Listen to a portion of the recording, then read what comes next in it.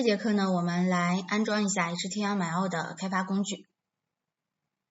那上节课呢，我们使用的是记事本来开发我们的第一个 HTML 网页，我们会发现它的开发效率非常低。那在前端开发当中，常用的两款工具呢是 WebStorm 还有 Sublime。WebStorm 相对来说它的功能比较强大，默认集成了很多插件，但是呢它会占用很多的内存空间，所以运行起来速度比较慢，对计算机的性能要求比较高。Sublime 呢是一个非常小巧快速的前端开发工具，也会受很多前端开发工程师的欢迎，但是呢它必须要事先经过我们开发人员去手工的去安装一些扩展插件才能集成更多的功能，所以呢 HTML 的初学者还是建议大家选择 WebStorm 这个工具我们可以把精力更多的集中在代码的学习上，而不是工具的安装和使用上。那所以这门课程当中呢，我们选择使用 WebStorm。WebStorm 第一次安装的时候呢，我们可以选择在官方网站上下载，那所以我们可以在百度上搜索一下 WebStorm。那我们可以看见这个JetBrains.com 这个网页上面的连接呢，就是我们需要打开的这个页面了。这个页面呢，我已经事先打开了哈，就是这个网址。那么这里面有一个 Download 按钮，并且在 Download 按钮下面呢有个 Free 30-day trial 说明 WebStorm 其实是一个收费软件，所以说如果大家要使用的话呢，可以选择试用30天，或者是购买软件的这个序列号。那我们点击 Download， 这样的话它就会自动进入下载页面，并且打开一个下载进程。那所以你会发现在浏览器的左下角我们已经开始进入到了这样的一个下载的工作当中。当然了，我事先已经把它下载到我的计算机当中了，所以说呢我们来看一下，直接把它安装起来。那么我们双击 WebStorm， 然后接下来我们点击下一步，在这个地方呢我们选择你需要的这样的一个 WebStorm 的一个安装路径，比如说我选择在 E 盘的 Application 这个文件夹下面。好，我把它安装在这个 Application 这个文件夹下面。那么 JetBrains 呢是开发 WebStorm 这款工具的公司的名字WebStorm 呢这是我们当前安装的这个工具，所以说我们点击下一步。那根据你的操作系统选择相应的版本号，我的操作系统呢是64位的，所以这地方勾选64比特。然后接下来下面将我们系统当中的 JS、CSS 和 HTML 文件呢都关联起来，点击下一步。那这个地方呢是JetBrains 这个公司的名字，所以呢未来安装成功之后，我们会在我们的 Windows 的启动菜单的一个叫做JetBrains 的一个文件夹下面找到我们的 WebStorm 的启动应用程序所以在这个地方呢我们点击 Install。 那稍微等待一段时间，我们等待 WebStorm 的安装。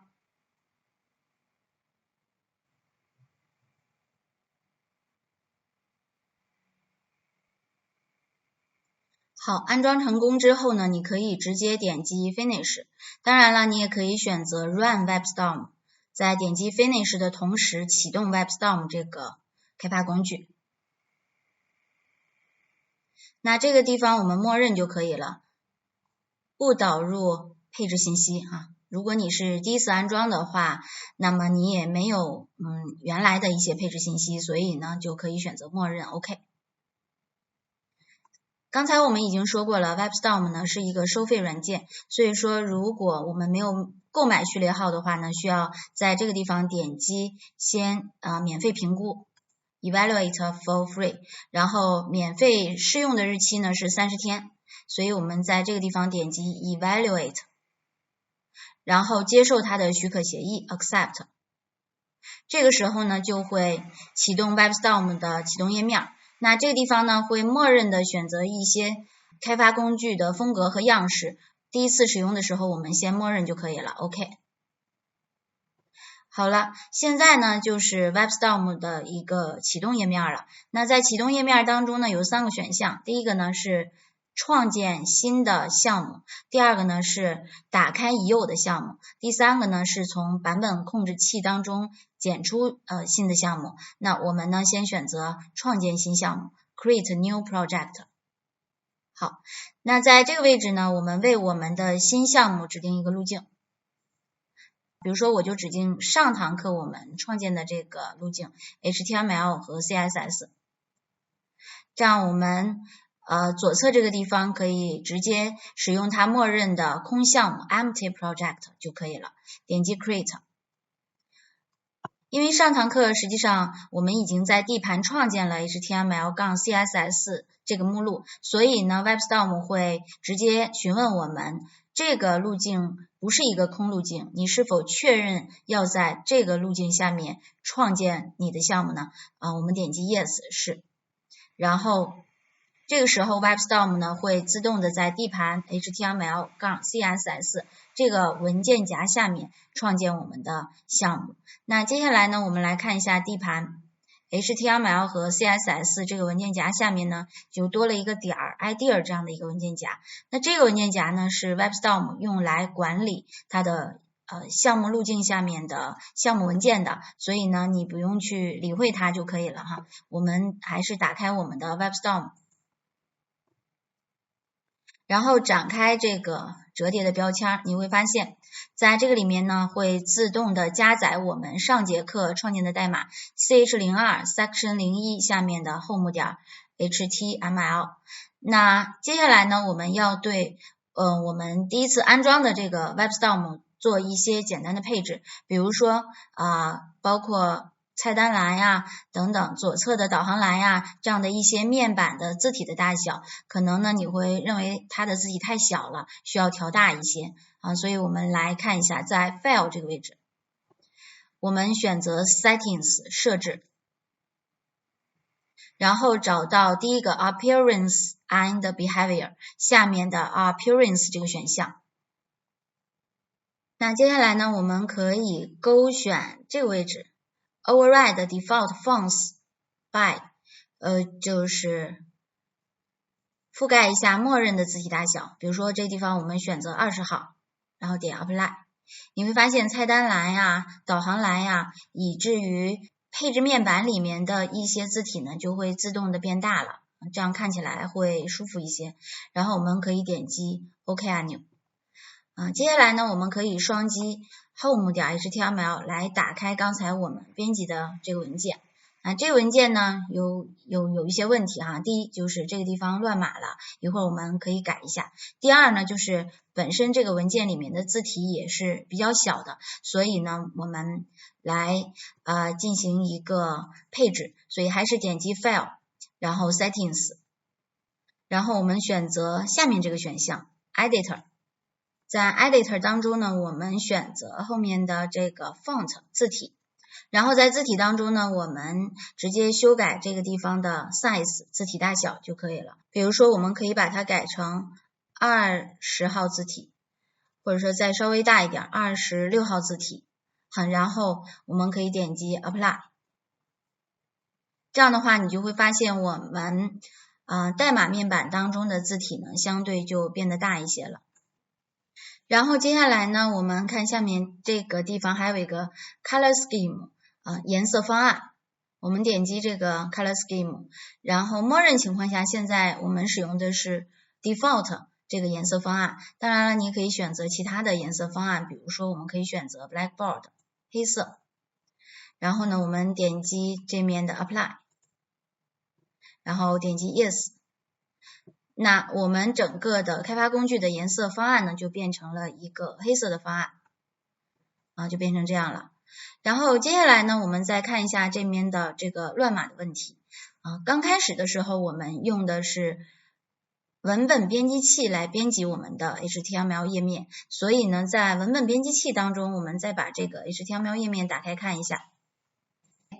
右键我们使用记事本来打开，那你会发现呢，在记事本当中的这个文件显示出来呢，没有乱码的现象，但是却在刚才我们的 WebStorm 这个工具当中却有这个乱码的现象。那这是什么原因呢？我们看一下，在记事本当中，我们点击文件另存为，你会发现在下面这个位置，编码方式这儿显示的是 ANSI。那 ASCII 代表的是什么意思呢？它表示的是使用我们操作系统默认的编码方式，因为我们当前的这个操作系统的语言呢是中文，所以中文操作系统它默认的编码方式呢是 GBK。那因此我们原来用记事本所创建的 HTML 文件，它的编码方式呢就是 GBK 的编码方式，但是我们的 WebStorm 默认情况下，它会将它的文件的编码方式呢定义为UTF-8，也就是这个位置写的这个编码方式。所以呢，我们在记事本当中用 GBK 编码的文件，在 WebStorm 用 UTF-8 的编码的形式打开呢，就会出现一个乱码的问题。那这个里面我们直接点击 Reload in Another Encoding， 然后选择 GBK， 选 Reload， 你就会发现乱码的问题呢就解决了。当然了，在我们日常的开发的过程当中，我们还是希望我们的应用程序呢是用 UTF-8 来编码的，因为 UTF-8 这种编码方式呢是国际编码，它能支持世界上所有的语言。那么兼容性方面肯定是要比 GBK 的这种兼容性要好得多了，所以说我还是建议大家在这个地方把我们的文件的编码方式改成 UTF-8， 点 Reload Anyway， 他说这个里面有 GBK 编码方式的文件，那么有可能会出现一些乱码的问题，他问你是否是需要无论如何也是需要 Reload 的，我们点击 Reload Anyway。 那此时此刻呢，我们需要把这个乱码的文件给它改一下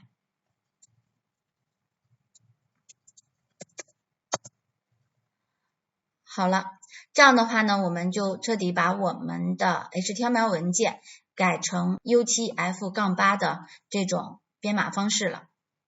那接下来呢，我们可以看到在 WebStorm 代码编辑区的右上角有这样的一个工具条，那这个工具条呢，就是刚才前面的课程当中我们看到的这几个浏览器的图标，所以呢，我们可以直接在这个地方点击相对应的浏览器的图标，来用对应的浏览器进行一个代码的测试。当然了，前提是这些浏览器在你的操作系统当中都已经安装过所以呢，我的操作系统当中呢已经安装了谷歌的 Chrome 浏览器，那我就点击一下这个 Chrome 的图标。